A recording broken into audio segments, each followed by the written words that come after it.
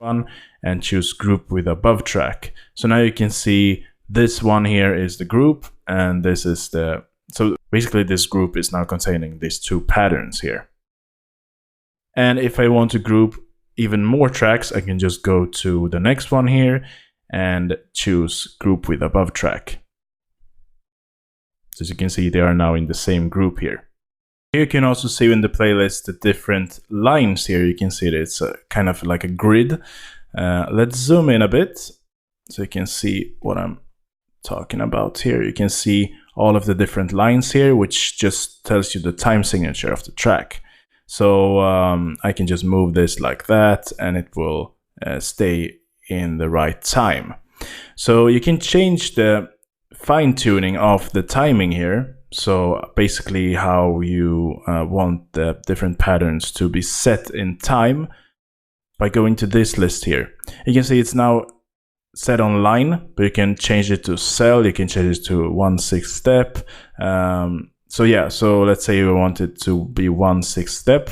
You can see now it's only snapping to each of this grids here, as you can see. Like that.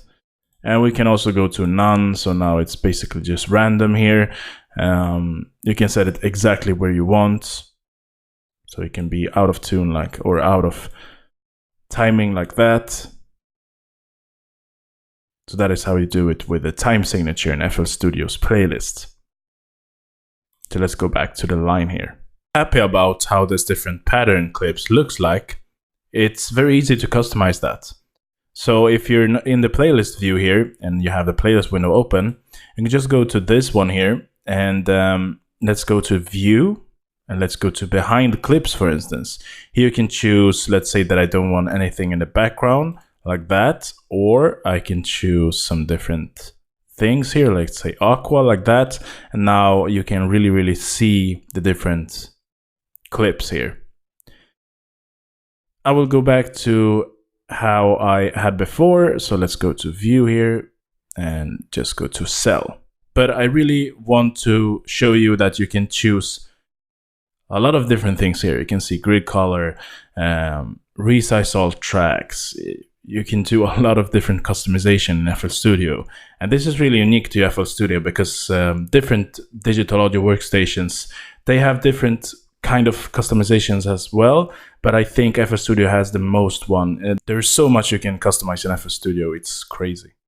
If we zoom out a bit in this project here, you can see that there are a lot of different markers here in the arrangement.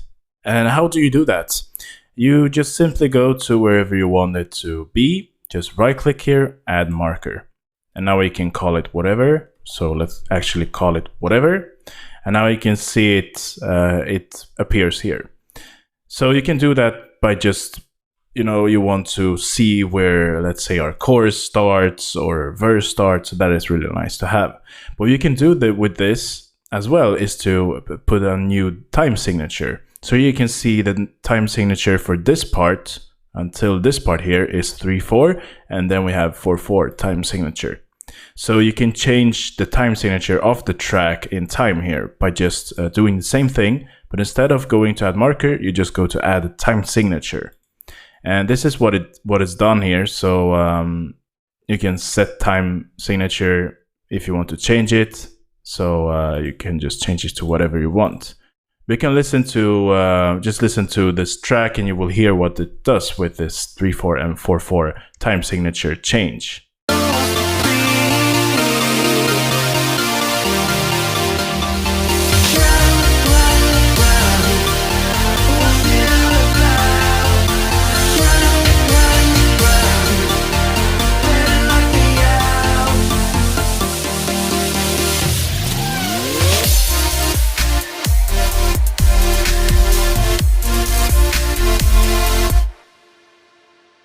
That's actually a really nice track. I really like this demo track. It's amazing. But still, as you can see, 3/4 and 4/4. So that is a time signature change that you can do with the marker, basically. What you can do here is to place loop. So if I place a loop here, it will loop to that region. So let's say that I play here and that it will loop to there. So let's delete that loop. So that is a basic overview of the playlist in FL Studio. And I really hope you learned the basic functions of the playlist. With all of the knowledge that I teach you here in this section of the course, you can actually create a track of this. I mean, it's the FL Studio playlist is so versatile, and there are so many functions that we can really dig deep in.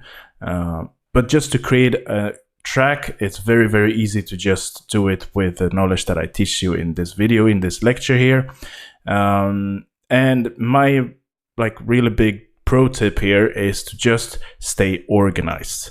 So you can see all of the different patterns here are very, very organized with how they look by coloring, naming, grouping, and yeah, besides what I did here actually, because I just show you how to do the groups and just experimented a bit. But what I mean here is with this track here, with the demo project, you can see everything is so organized, named, colored, and yeah, you can see exactly where everything is. So a pro tip to you guys is to stay organized when you produce.